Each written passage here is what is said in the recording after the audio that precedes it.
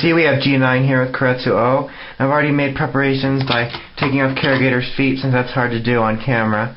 The first thing you're going to want to do is just disassemble Keiretsu O. So let me get it set up here.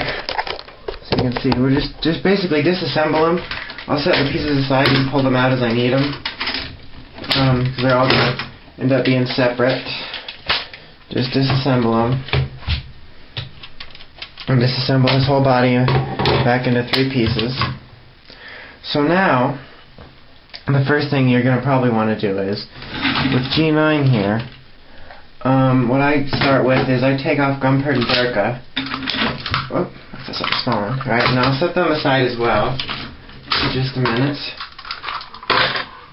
And then take what were the feet of Keiretsu O and take them off of the hips. And then just fold their mouths back up, basically put them back to normal. You can open their mouths a little if you want, but then they attach as the arms. But we'll do that in a second, because we have here the actual arms of Keiretsu O, which we are going to attach to the sides of Basan's feet.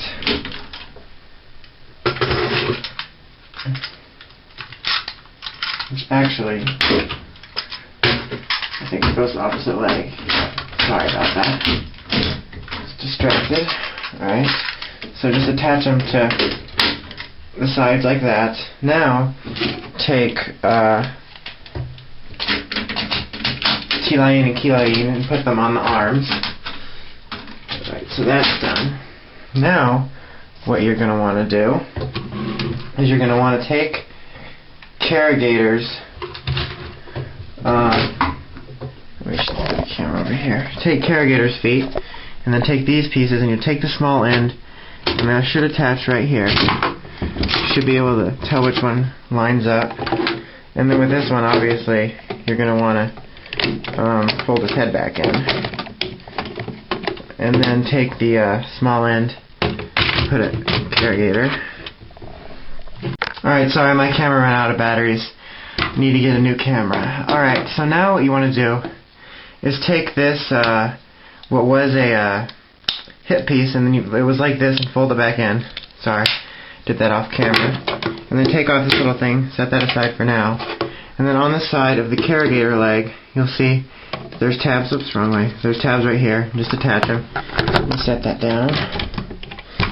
And just attach them to the side of the leg. And then also on G9, which I have stowed away on the back, is the V-shield, which attaches on the other side here. So let me get that on there. You'll see that. Alright. Now let me, what you're going to want to do basically is just put Basan's legs and rest them on top of here as you would Karrigator. Now I'm going to do that off camera. I apologize for not showing you that. It's just hard to do while holding one hand. I'll be able to do things better once I get my new camera, but I'll be back in a sec. Alright, sorry about that. It's hard to do on camera when you're just holding it with one hand. Once I get a better camera, that won't be so much of an issue. Alright, as you can see, he's coming together. Now what we want to do next is fold the panels on Karrigator's slipper feet down. And then, what you're first going to want to do is take Gumpert and put him here, and you'll see that there is, let's see if I can get it. Yeah, there's a hole here, and then just attach him in, and he fits right there. And then the same thing with Burka. Now, I haven't done this in a while. I'm pretty sure. Oops. You just take his tail. Oh, let me see right here. Pull out. Okay, you take his tail, and it'll fit into this big back slot here, like that. You can see it fits right into the tail, like that. So there's his feet.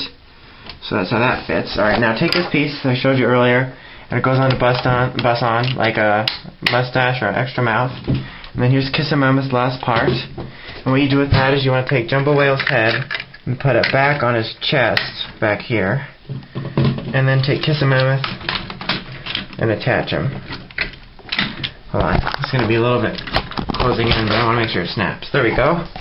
Now, I already folded his headpiece out, so fold that out so that you may pull down his tusks to complete Engine O G12, the Beast of Go-Onger. Now, as far as Kretsuo goes, I recommend him. He's the most expensive to go on Max. He's over $100, unless you can find a really good deal. But I definitely recommend him. He's definitely cool. And if you have all three, you might as well go for the last one to get G12. Now, as far as G12 goes, if you have the means, if you're a Go-Onger fan, RPM fan, you want the best quality, like I said, if you have the means, go ahead and do it, because it's probably the best quality. I haven't seen the other American Zords yet, but based on the high octane. Now, if you get the high octane and then the other three that'll eventually come out, hopefully, they don't cancel anything, that's going to be a lot cheaper. So, that's also another option that I would recommend, since this is also so expensive to finish this. So, then the quality is decent enough in the American Zords. The only really complaints I have about this, other than it just kind of being a cluster, is that it's hard to store. I have to display it in different separate modes. I don't know how they have a shelf that'll fit this on its own, even on the top, because I have so many other Zords and Mecha. And I wish they could have made some kind of different helmet that could have been with Kretsuo. I wish they could, instead of using this, I think they're trying to make it look like a different helmet with this. That's what I always thought, but they could have done a different helmet. But other than that, if you have the means, I recommend it if you're a Sentai fan, a completist. But otherwise, if you're on a tight budget and you don't care for the mecha design as much, go ahead and get the RPM ones and wait for other mech you like better.